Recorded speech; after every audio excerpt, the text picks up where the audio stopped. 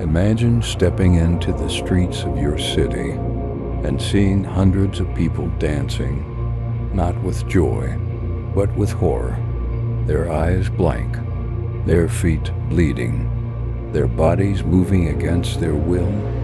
You try to help, but they don't stop, not for food, not for water, not even for death. This isn't a nightmare.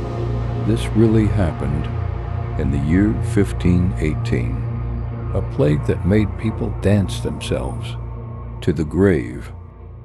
In the summer of 1518, the city of Strasbourg faced a nightmare unlike any plague before. A plague without fever, without blood, but of endless, cursed dancing. It began with one woman, and soon hundreds were trapped in a deadly rhythm. A woman named Frau Trophia stepped into the street and began to dance. Her body jerked wildly, her face blank, her limbs moving to a music no one else could hear. By the end of the week, 30 more had joined her. Men, women, even children, spinning, stomping, gasping for air, their screams mixed with laughter. Some begged for help, but their legs refused to stop. Doctors came, but instead of rest, they ordered more music. They believed dancing was the cure.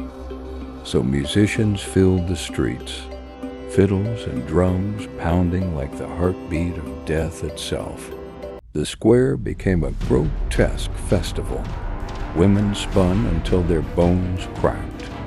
Men collapsed with foam at their mouths. Blood stained the cobblestones as fiddlers played louder. The city watched in horror. Merchants, priests, beggars, and all were taken. No one was safe. The streets smelled of sweat, iron, and death. By August, nearly 400 people were consumed. Desperate, the council built wooden stages, hoping the dancers would exhaust themselves. But the madness spread. Music summoned more souls to the cursed rhythm. Whispers spread. Was it God's punishment, the devil's laughter, or a curse from St. Vitus, the patron of dancers? Fear gripped the city tighter than any plague before.